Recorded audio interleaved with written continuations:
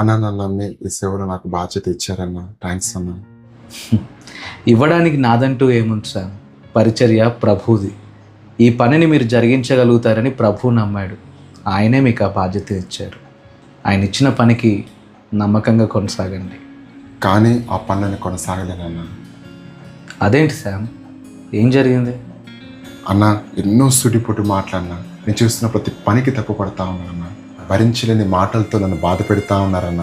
నన్ను వదిలేనన్నా.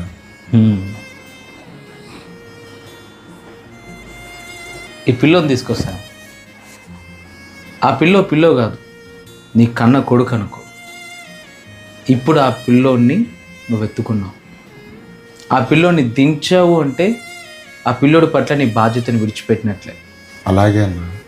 ఏంటి, దేవుడు నీకు సంతానం ఇచ్చడానికి గర్వమా? దించే ఆ బిడ్డని. తోలు తెస్తాను, దించే ఆ బిడ్డని. గర్వం నెత్తికెక్కిందా ఏంటి? దించే ఆ బిడ్డని. దించకపోతే చంపేస్తాను, దించేయి. సారీ అన్న, నన్ను కొట్టండి చంపండి, కానీ నేను దించలేనన్నా. ఎందుకు దించవు? తల పొగరా? మనుషులు మాట్లాడితే లెక్కలేవా?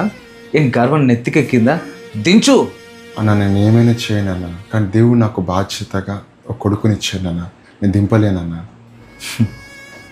నువ్వే కాదు సార్, హృదయం కలిగిన ఏ తల్లిదండ్రులు కూడా తమ బిడ్డల మీద ప్రేమను చంపుకొని వారి బాధ్యతలను విడిచిపెట్టలేరు.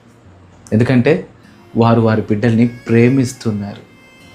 నీ గర్భవాసమున పుట్టిన నీ బిడ్డ మీద నీకు ఎంత ప్రేమ ఉందో, దేవుడు నిన్ను నమ్మి నీకు ఇచ్చినటువంటి పరిచర్య పట్ల నీకు అంతే ప్రేమ ఉండాలి.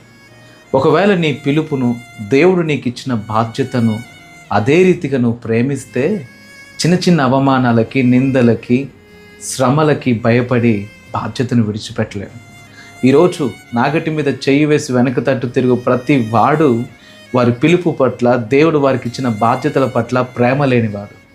వీళ్ళు చెప్పే మాట ఏంటంటే, వాళ్ళు అలా అన్నారు, వీళ్ళు ఇలా అన్నారు, ఈ సమస్యను బట్టి, ఆ శ్రమను బట్టి నేను నా పిలుపుని వదిలేస్తున్నాను, నా బాధ్యతను విడిచిపెడుతున్నాను అని అంటారు. కానీ అసలు సమస్య చుట్టూ ఉన్న పరిస్థితులది కాదు, వారి హృదయందే, వారి హృదయ ఆలోచనది. వారి ఆలోచన విధానం తప్పుగా ఉంది.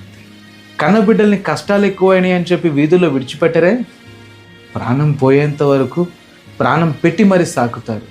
మరి అదే ప్రేమ పరిచర్య పట్ల ఎందుకు ఉండదు? అవమానాల్ని బట్టి తమ బిడ్డల్ని అనాథలు చేయరే?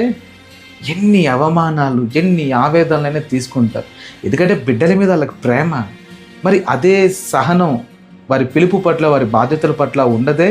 ఒకే ఒక్క కారణం, అదేంటంటే వారి పిలుపును, వారి బాధ్యతను వారు ప్రేమించరు.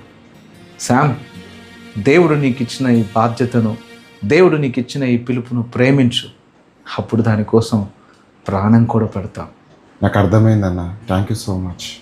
ఇక నా ప్రాణం పోయినా నా పిలుపు నేను జారనన్నా, నా బాధ్యతను విడిచిపెట్టనన్నా.